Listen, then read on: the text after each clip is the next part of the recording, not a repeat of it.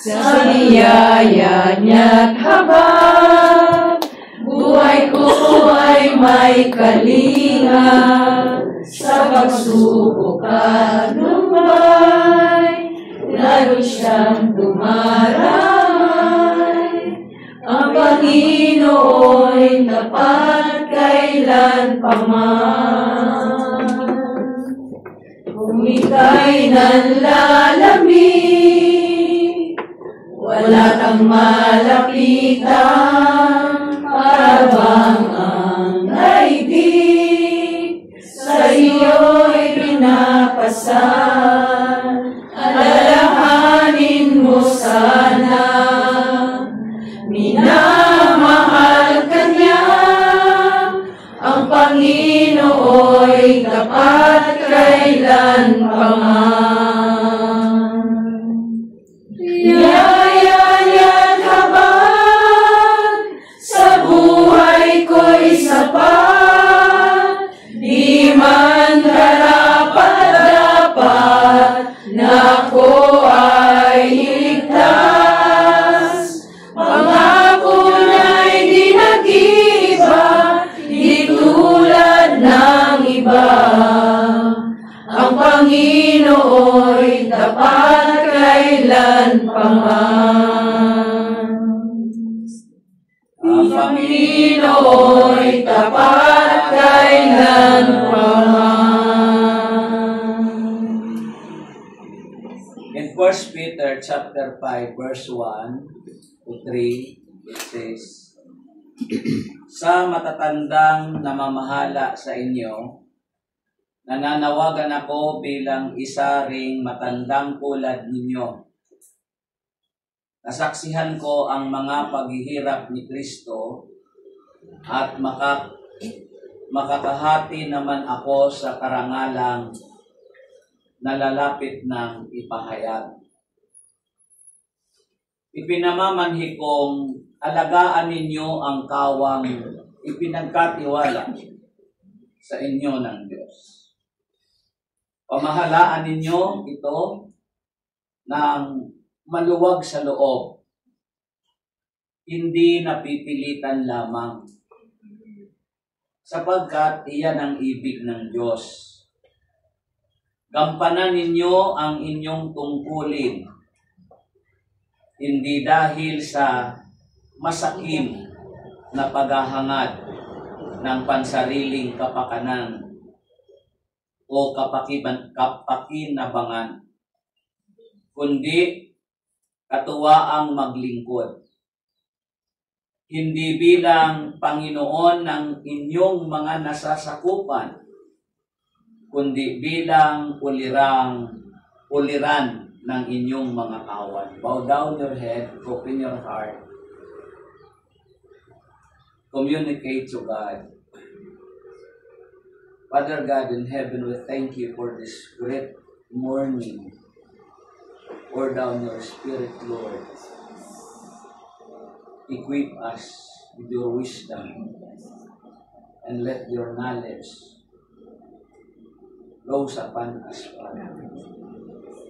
Thank you for this great opportunity, an opportunity to serve in your vineyard.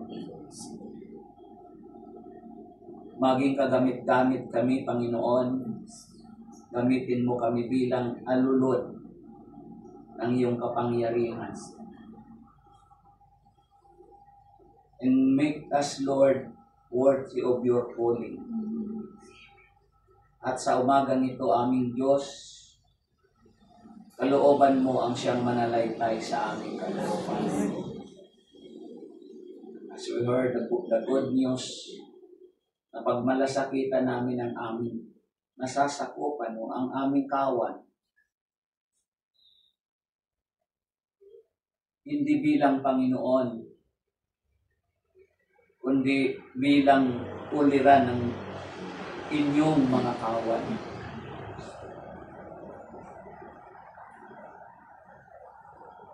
This moment, Father, I pray to provide us a teachable heart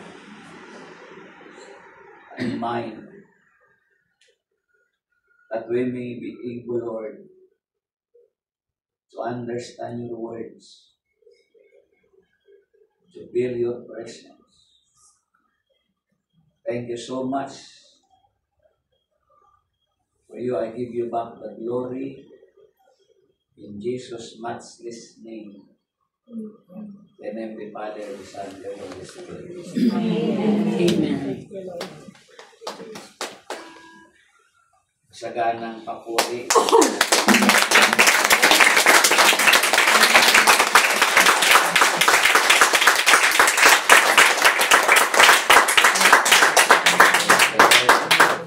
Makakaupo na po kayo.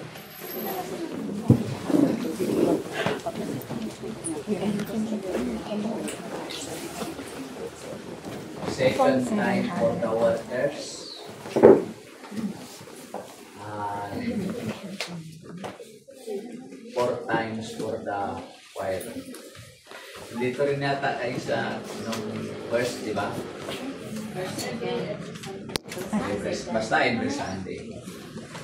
Kaya medyo konti na lang ang kuwang sa gitna. Baka next month, doon na ako tataya. Amen. So, magtinginan nga po kayo sa isa't isa. Medyo organic po ba ang inyong itian? Walang iba. Organic po ba ang inyong tinginan? Maganda.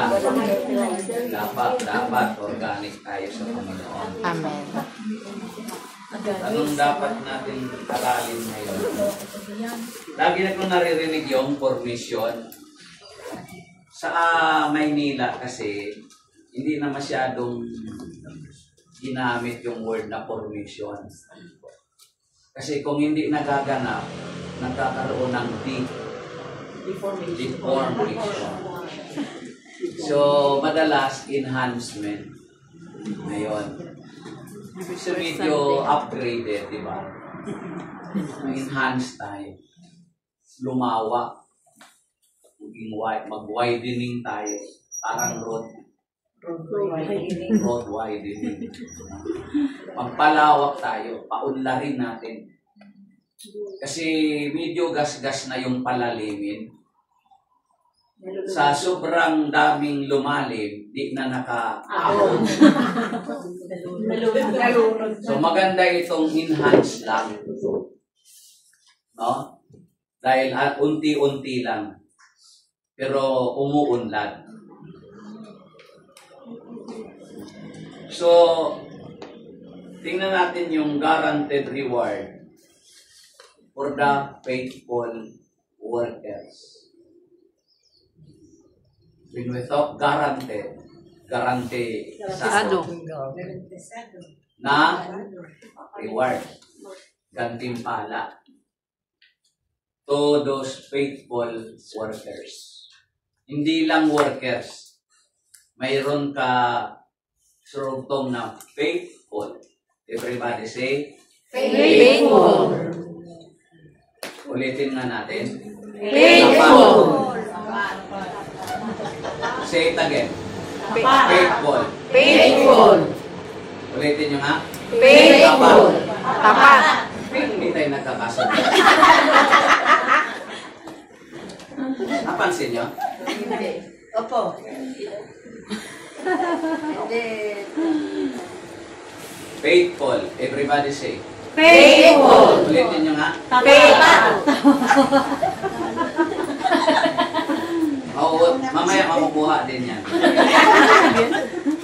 Ano yung reward, mga kapatid? Yung binabanggit dito ni Pedro ay paalala sa matatandang namamahala sa inyo. Kaya ako ito ginamit para may karamay ako. Kami sa council, may karamay kami. Sabi kasi dito, sa matatandang namamahala sa inyo. O lahat tayo, mga matatandang namamahala sa kanila. Kasi mayroon tayong plus. Meron tayong kawan.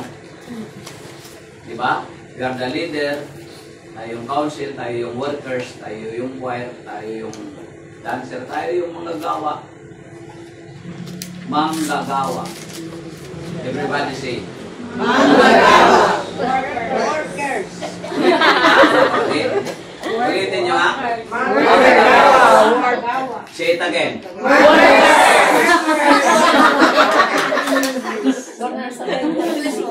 I want you to be enhanced.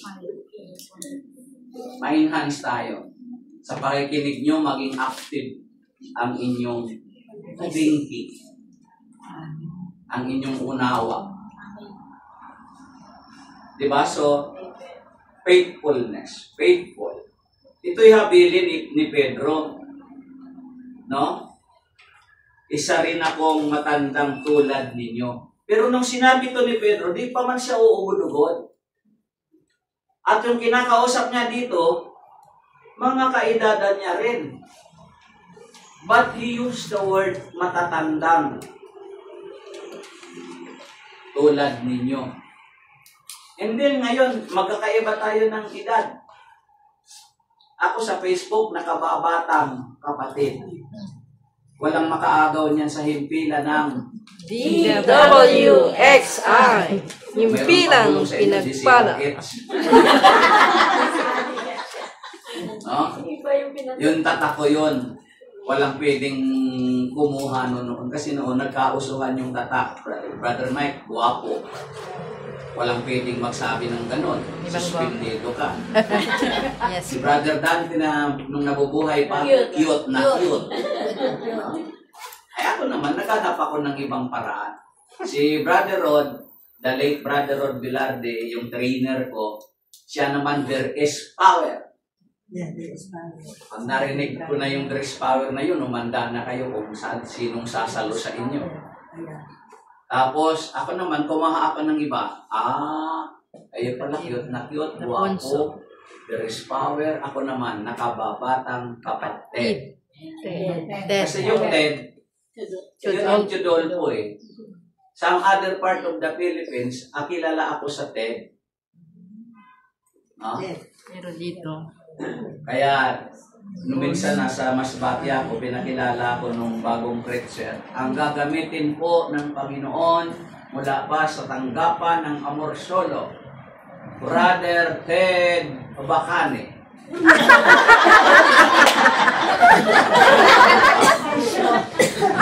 Bishop ako.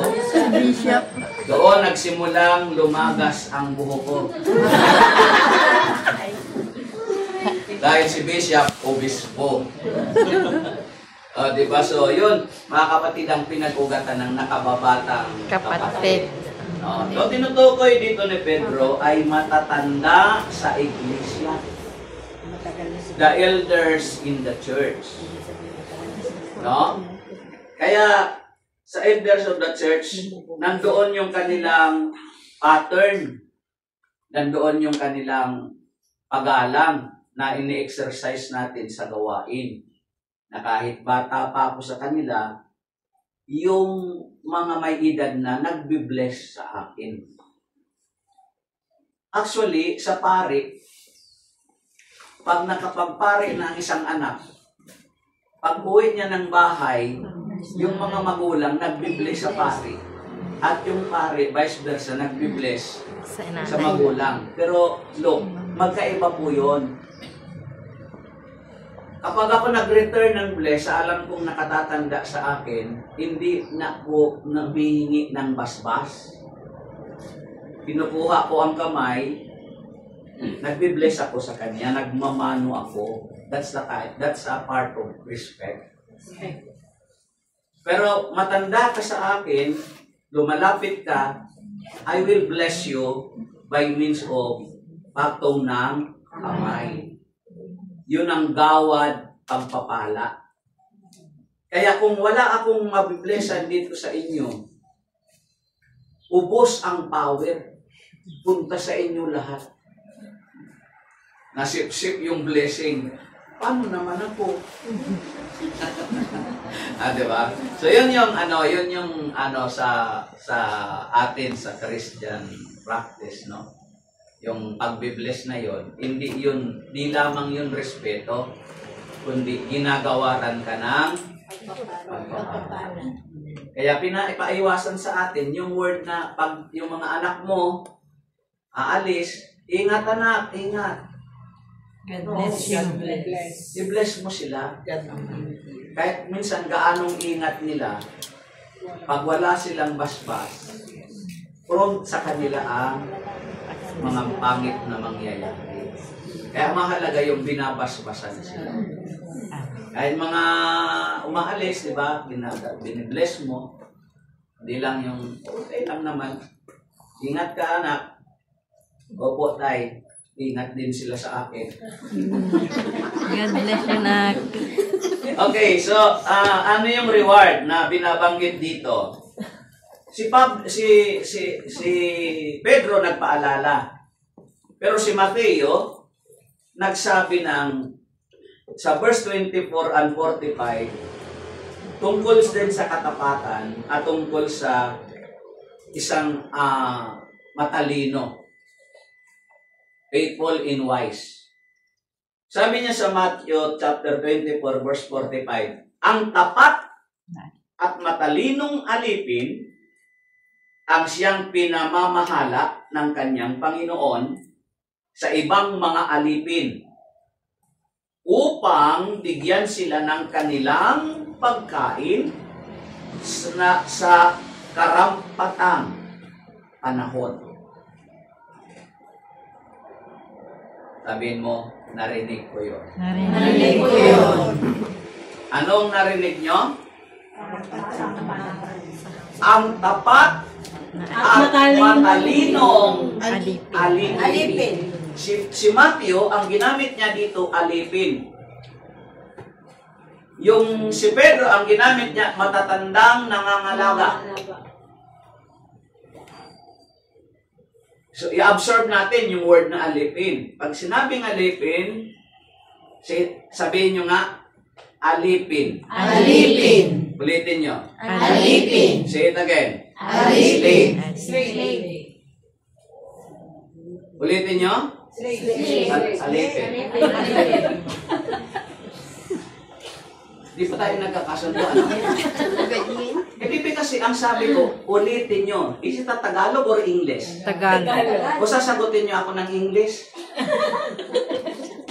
I said, say it again. Sasagutin nyo ako Tagalog. Di ba? Nai-enhance ba kayo? Ulitin nyo nga. Alipin. Say it again. Alipin.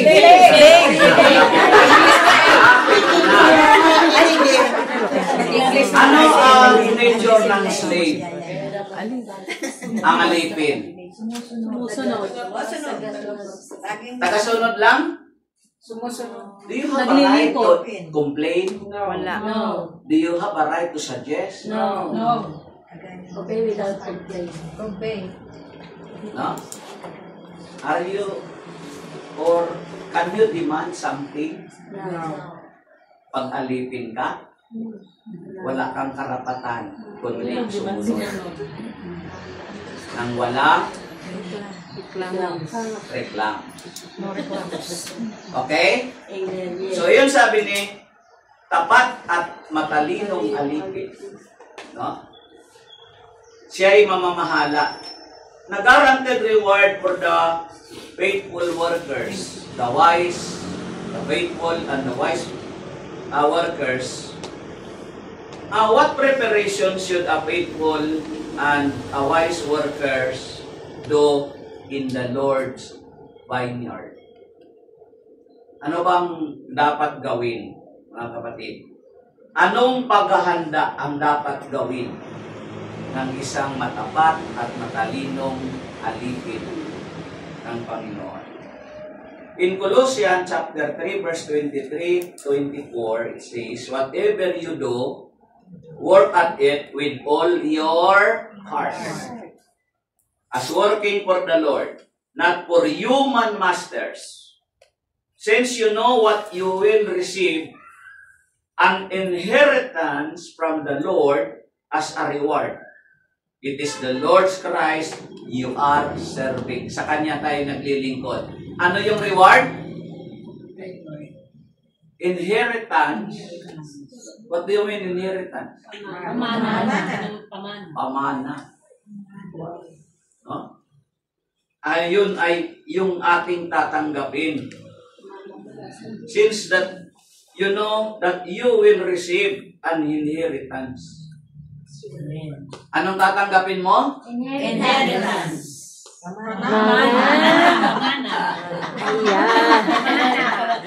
What you are going to receive? Inheritance. Nagkakasundo na tayo. Gusto ko yun. Okay? So maliwanag, makabalat, sabi ng a crown of life. Yung inheritance, like the years. Tagapagmana tayo. No? Ano yung mamanahin? A crown of life. James 1:12, mapalad ang taong nananatiling tapat sa kabila ng mga pagsubok. Dahil ang mga workers ni Lord nakapront sa kanilang pagsubok. Do not expect that because workers ka na, you are exempted to any trials or persecution. Oo. Muslim. Pagka ikaw ay naglingkod sa Panginoon, kaliwat kanan, harap likod, taas at baba, mga kapatid, daranas tayo ng sangkatirmat makmak na mga pagsubok.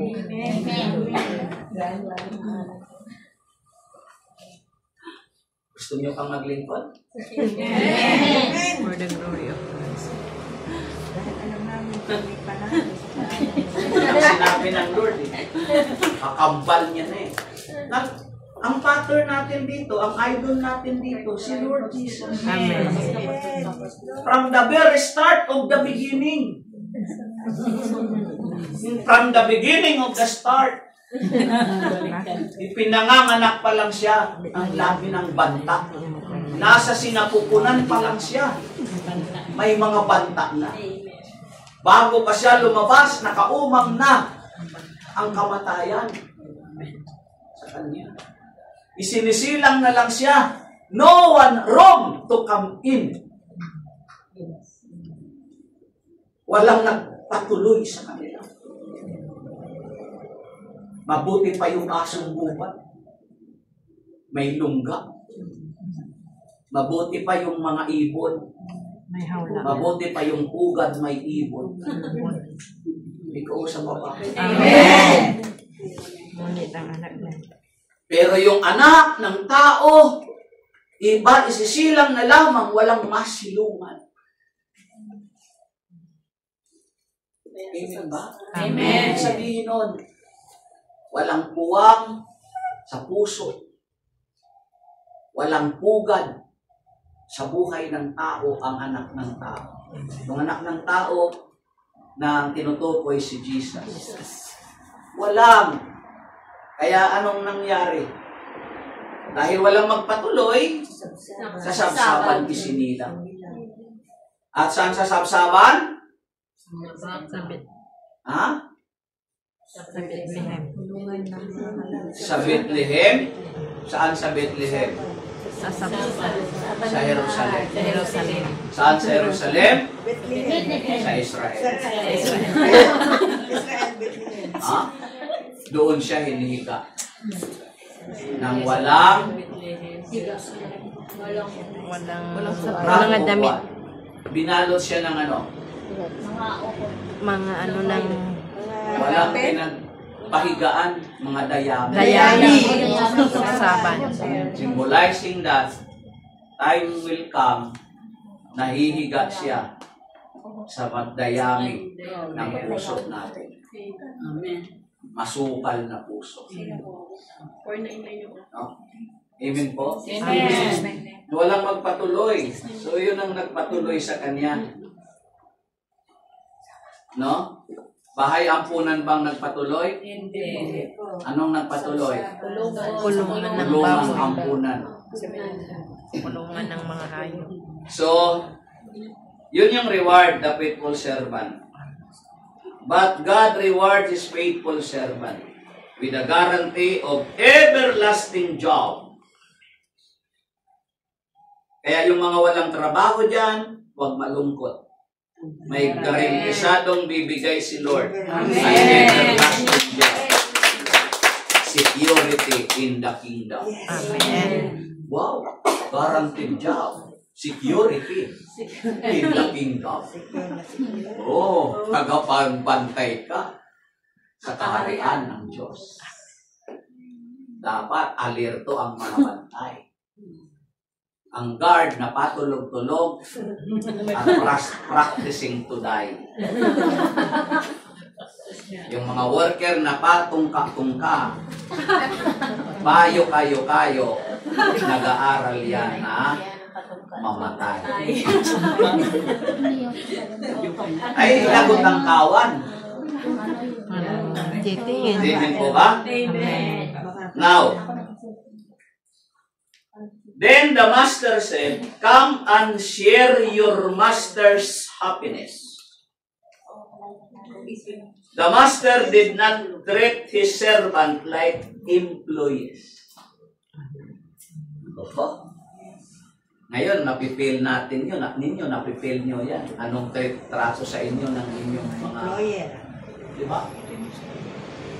Ano bang tawag sa kanila lang? Employer. Yeah. Anong trato sa inyo?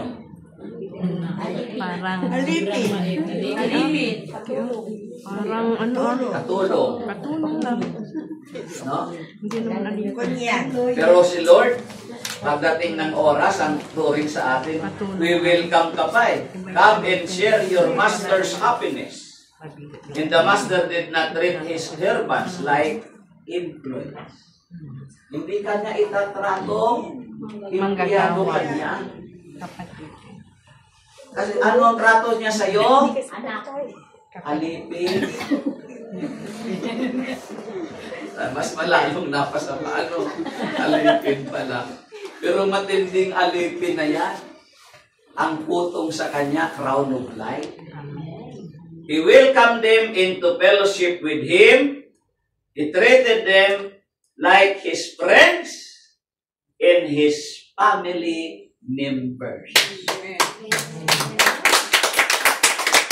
Bakit friends? Gusto niyo i-share lang. Say it again, friends. Friends. Say it again. Friends. Ulitin niyo nga.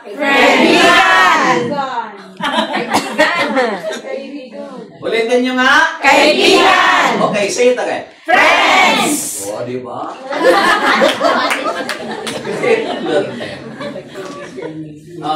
Bakit turing niya kaibigan? Bakit yun ang gusto niyang ituring sa mga manggagawa niya? Para masabi niya yung totoo. Sige, sis, kaya mo yan. Yung Sis. mga sikreto.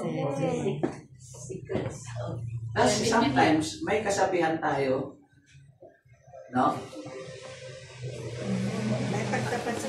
Friends is thicker, blood is thicker than Water. wine. Water. Nasasabi Friend. yung ano mo. Yung pagiging kaibigan mo, there are times na doon sa biological kapatid mo, hindi mo nasasabi sa kanya, ang nasasabi mo sa kaibigan mo. Kaya friend. Yung open sesame. Open Open sesame. conversation, to, Open sesame sabi nila. mas nai-enjoy ng magkaibigan. Amen. Yung the best friend. Diba? Sa Lord kay Jesus, may natatandaan ba kayo sa Bible na matinding description ni Jesus sa kanyang mga kaibigan? Wala? Kung wala, buksan nyo ang Bible. Chapter 1, verse 13. Si Lazarus. Lazaro yan. Lazaro. Si Lazarus. Your best friend. Lazaro yan. Lazaro. Yung lang kasi sa kanya kasi yun yung namatay na yung sinasabi. Tama ba?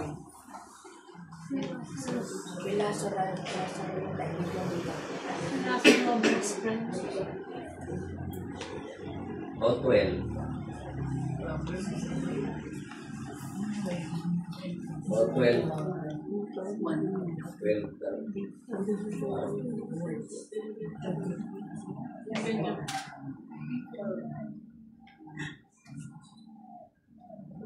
Hindi. Description. Wait lang.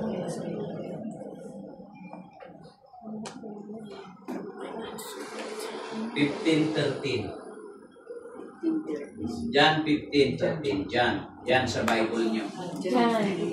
One.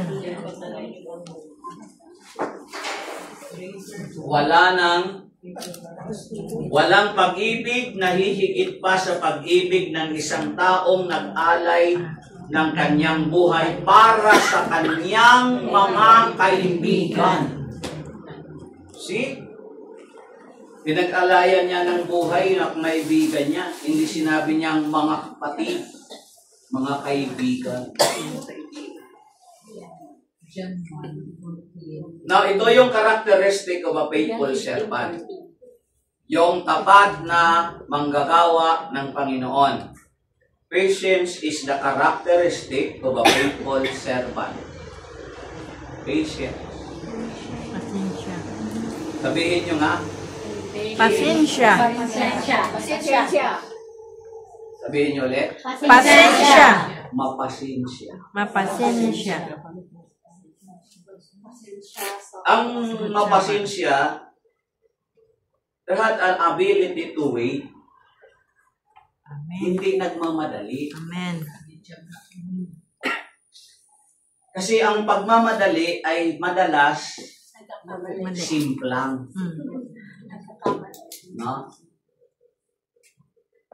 Kahit yung mga taong kung tumakbo ay matulin, Kung matinik ay kung malalim. matinik ay Lalim. Yung tubig at ilog na masyadong magalaw, masyadong mababaw. Ingat ka sa tubig na matahimik dahil yan ay malalim. Gets? Yes. Yung mga manggagawang puro daldalang, wala naman yan ibubuga. Prangkahan na tayo. Puro lang yan salita. Pero wala yang bunga. Mayroon yan nga. Nga. Nga. Nga.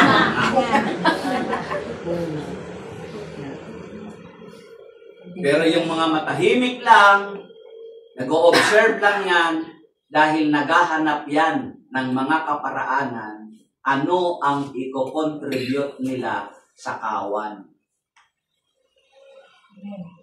Hindi kasama dyan ang pananahimik nyo sa amen.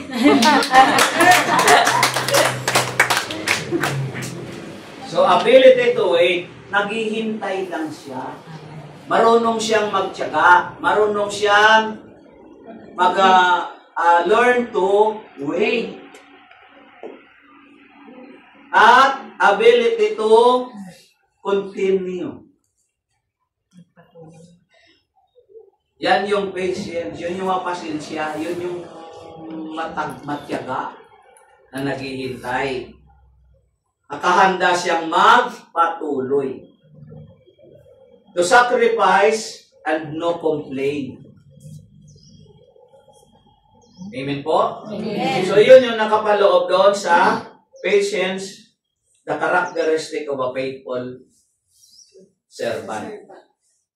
Pangalawa, commitment is the characteristic of a faithful and wise servant. Commitment. Everybody say commitment. Commitment. Say it again. Commitment. Ulitin nyo. Hindi. Pag talaga. Ay, committed. Committed. Ay, hindi, committed. Ang hirap sa Tagalog. Sabi ko ulit dyan yung nga yung commitment. Patay. Ano ba sa Tagalog yan? Hindi, Okay, kaya nyo. Ito. Pag nilaya nyo yung word na commitment, what do you mean? Commit. Commit. Naiintindihan nyo, pero hindi nyo na-demonstrate. Commit. Na? Committed. Pag-ugnayan. Pagkatalaga? Pagkatalaga. So, bigyan ko kayo ng mga branches of commitment. No? Ang commitment, one of the characteristic of a faithful and wise servant, willingness to give your best. Yan ang meaning ng commitment. You are willing to do the best. Hindi na, binigay ko na yung kahulugan. Commitment, committed ka. Nakakommit ka.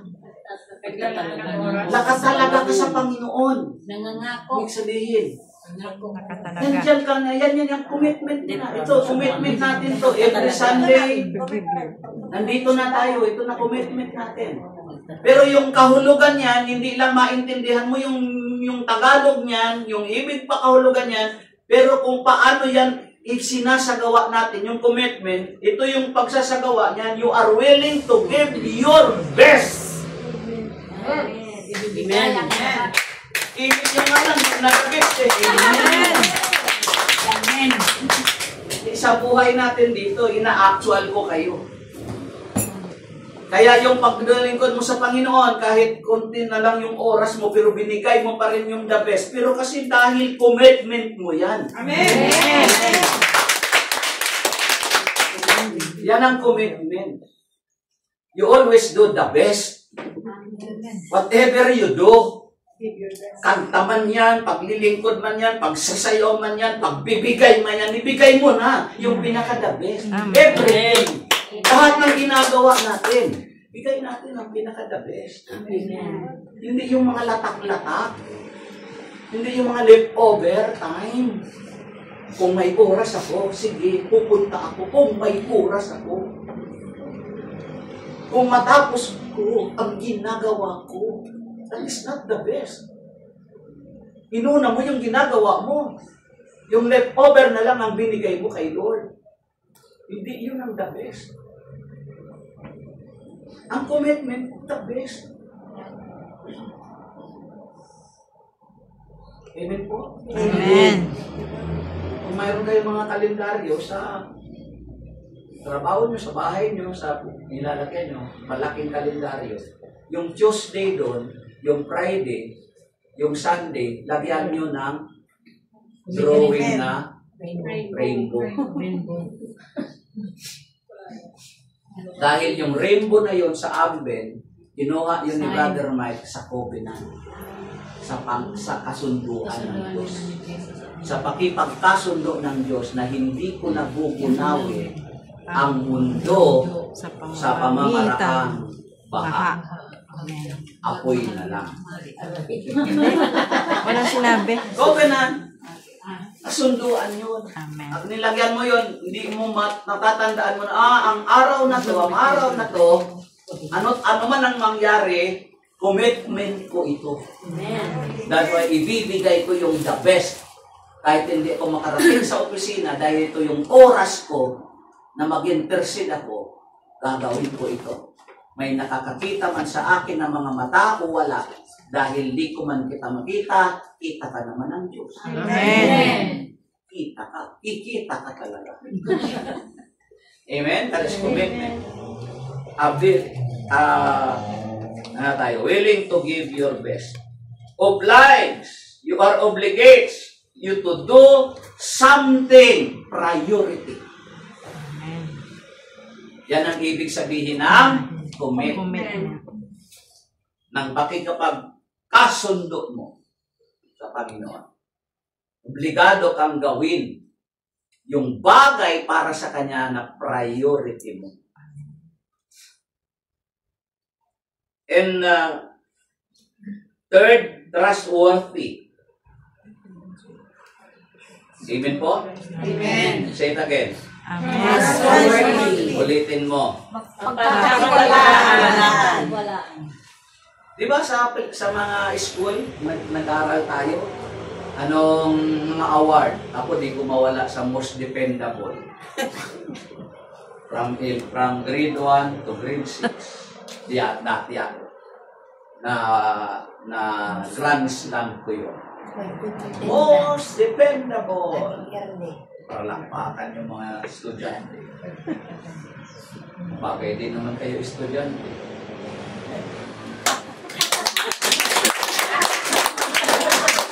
Kinikin ba kayo?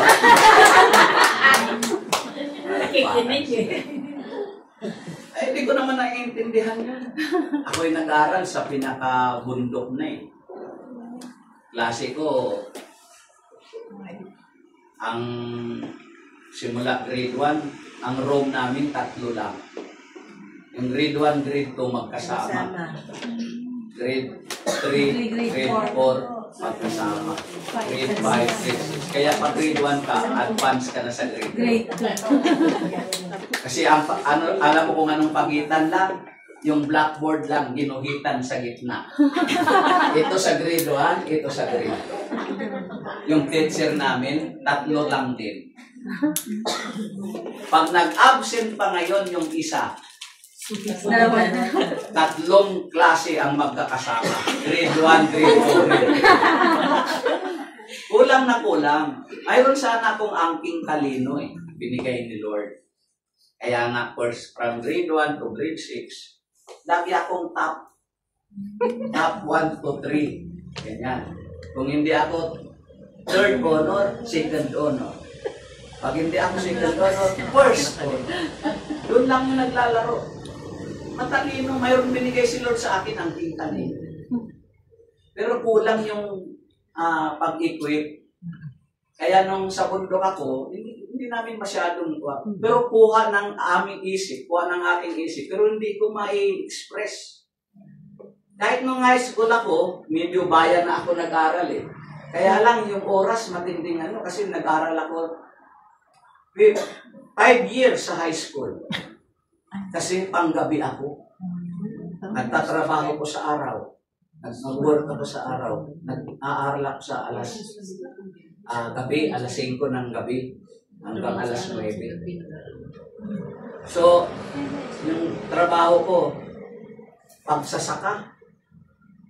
Trabaho ko magbilad ng alay. Pag-anihan, mga 300 sacks. Ang binibilad ko, ako lang mag-isa. Pero lulo ko naman yun. Doon naman ako nag-work sa kanya. Sa isang maghapon, ang napapatuyo kong 30 sacks. Ako lahat yung magdadala, dadalhin ko doon sa kahon. Kaya pala hindi naman. Kaya din ako tumagsakit. Hindi yan. Ang laki ng ang buho ko noon, grabe. Walang kaugnayan yun. No? Hindi, sa pagsusulong daw yun eh. Ang nangyari, pagkagabi na, grabing init, tapos maliligo ka, tapos papasok ka. Pero hindi ko iniintay yun sa kabataan. No? Tsaka tuwang-tuwa ako, inspired ako mag-aral. Kasi marami akong nililigawan eh. Oo. Halata naman, di ba? No? So, yun nagbibigay ng inspirasyon. Pero doon ako nakapag-aral, ganun yung routine ng pag-aaral ko. Pagdating ng high school, walang sinabi. Ganun pa namamayag pa din yung karunungan, talino binigay sa akin ni Lord. Di ako mawala sa top.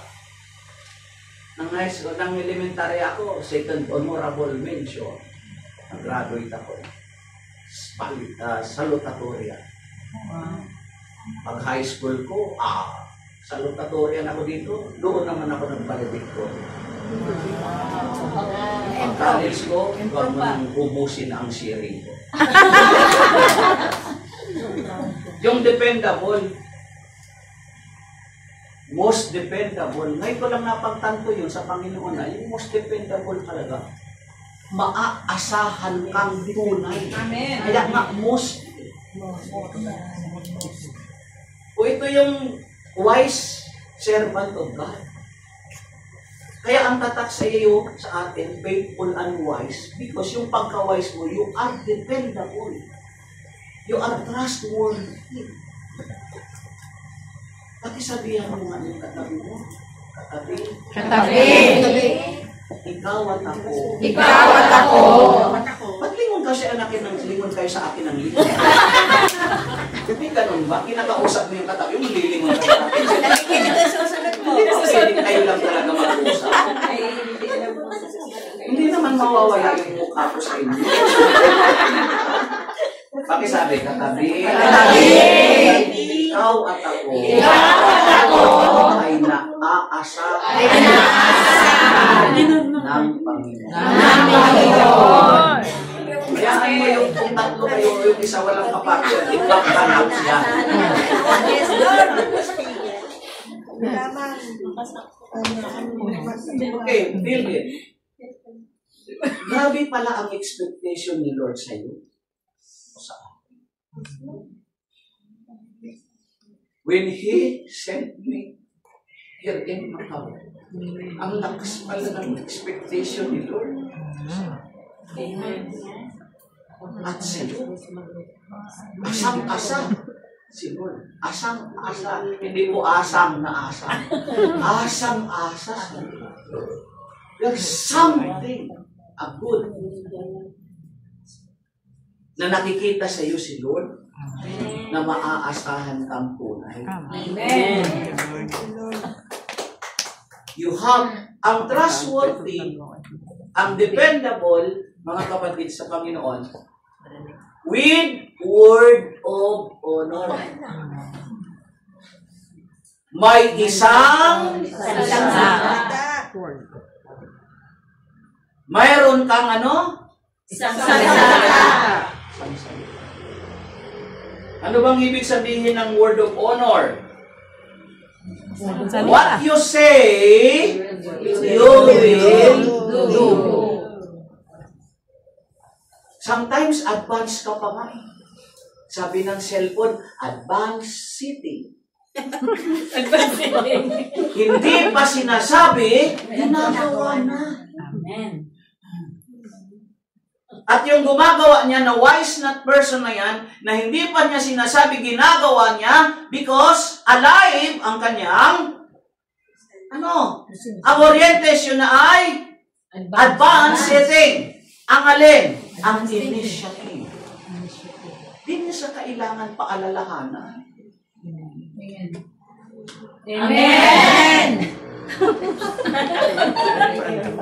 Hindi na siya laging makakarinig ng, lagi na lang namin sinasabi.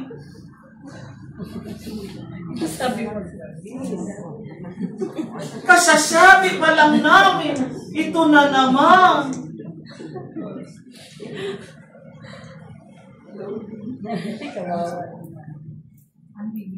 Ba't ako mahina? Bakit dinadahan-dahan ko lang? Para feel na feel nyo.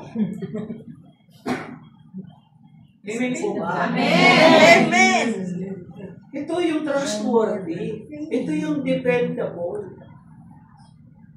And brothers and sisters without brother. Brother.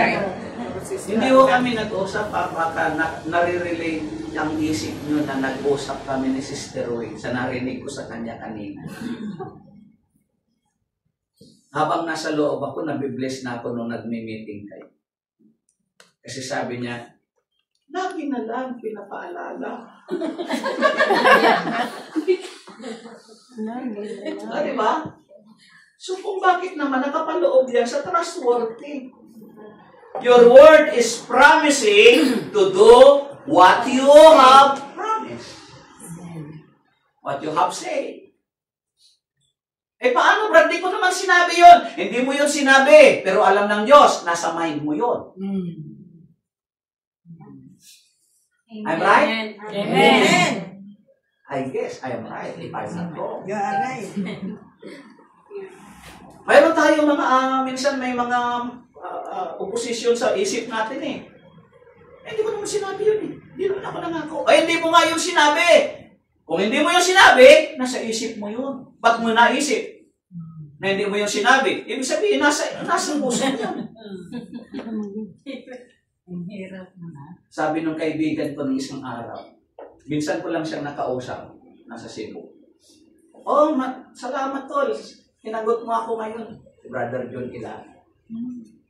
Tapos, makalipas na mga isang araw siguro, Brother dito John. sa Ilini, kagabi nag-text, madaling araw.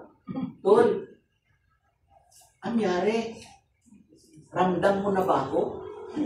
Kasi hindi ka na nagpaparamdam. Natawo. Ramdam mo na ba ako? Sa tagal kang hindi nagparamdam. Ramdam mo na ba ako ngayon? Kasi ikaw nang hindi nagparamdam. Parang ganun ano.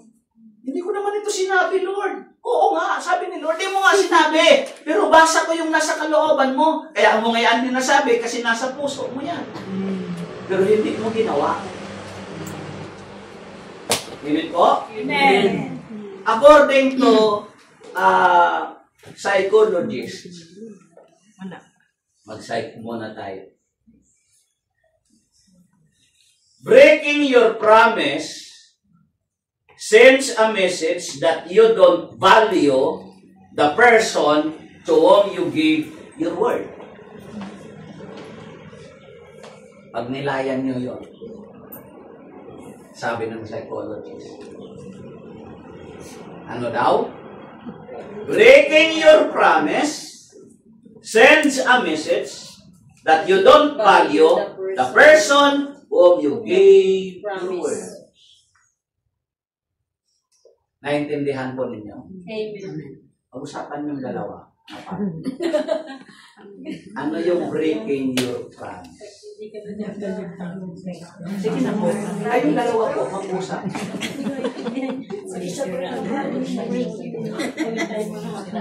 Ano yung breaking the promise? Ang pagsira sa pangako sends a message Na hindi mo pinapahalagaan. nagbibigay ng mensahe, nagpapaabot ng mensahe Hindi that you don't value the person, na hindi mo pinapahalagahan ang taong yun na pinadalhan mo ng pangako o mensahe. Kapag nangako ka sa Lord, di mo ginawa, ipinapaarating mo sa Kanya na wala siyang halaga sa iyo. Yun ay word. But when an action done, kung ang ating pagkilos nangyari, ipinadama mo sa Kanya. Yung commitment natin ito, ipinadama mo sa Kanya. Na wala siyang point ang Diyos na tumawag sa iyo.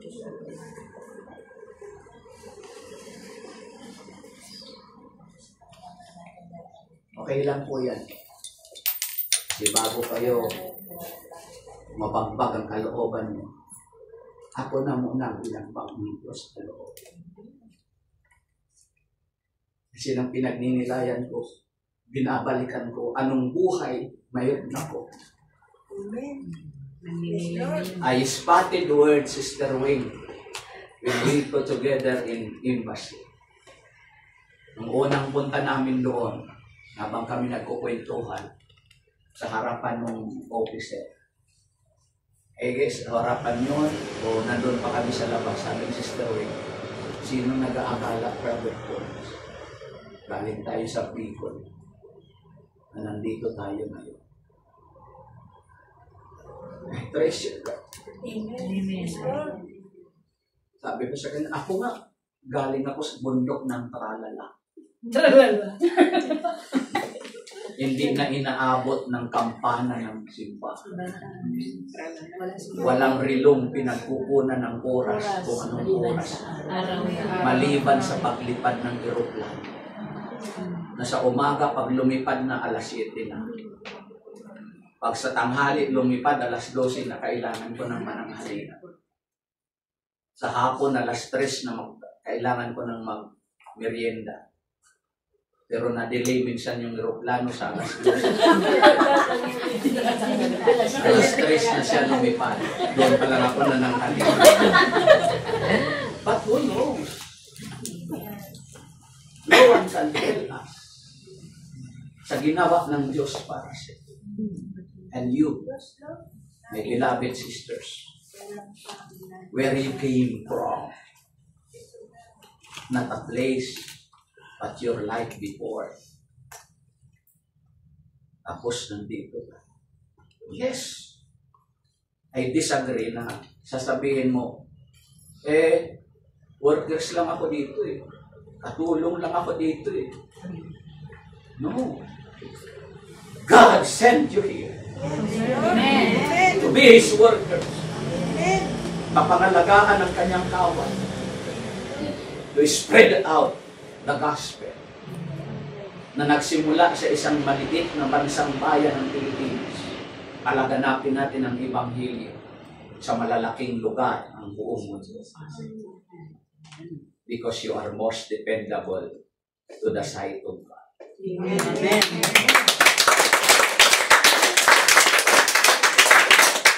Amen? Amen. So, wag mong lalangin ang pagkakapunta mo dito. Wag sabi ng bata, anak, ano yung trabaho ng tatay mo?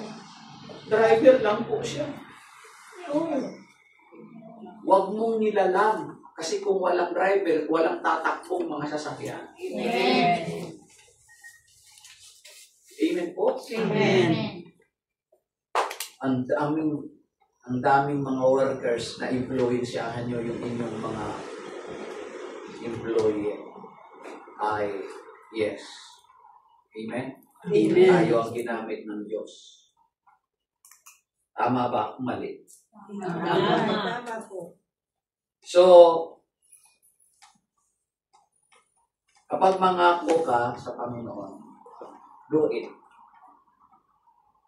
Sabi ko nga exemption natin, hindi ko naman ako nangako. Hindi ka nga nangako, pero basa ng Diyos ang nakasalooban mo. Kasi nung tinawag tayo ng Panginoon, yung may atubili tayo, mayroon pa tayong mga atubili na pangyayari, pero along the way, sa ngayon, pin mo na tinawag ka ng Diyos. Kaya lang, may mga instances na sometimes may mga challenge sa buhay natin. Hindi natin maiwasan. Pero tandaan mo, yung tumawag sa iyong Diyos nangako na hindi kanya pababayaan. Amen. Hindi kanya iiwan. Amen po? Amen. So, characteristic of a wise person, James chapter 3 verse 17, describes heavenly wisdom as a first all of all pure. No? Peace loving. Mapagmahal sa kapayapaan. Considerate. Submissive. Full of mercy. In good fruit. Impartial, unsincere. Yung impartial, unsincere, wala siyang kinikilingan. Akos sa kanyang puso. Pagtrato sa kanyang kapwa, pagtrato sa kanyang kamanggagawa, pagtrato sa kanyang mga nasasakupan, pagtrato sa mga believers, sa mga prayer partners. Makakatayo na po kayo. Dahil alas 10. Impartial and sincere.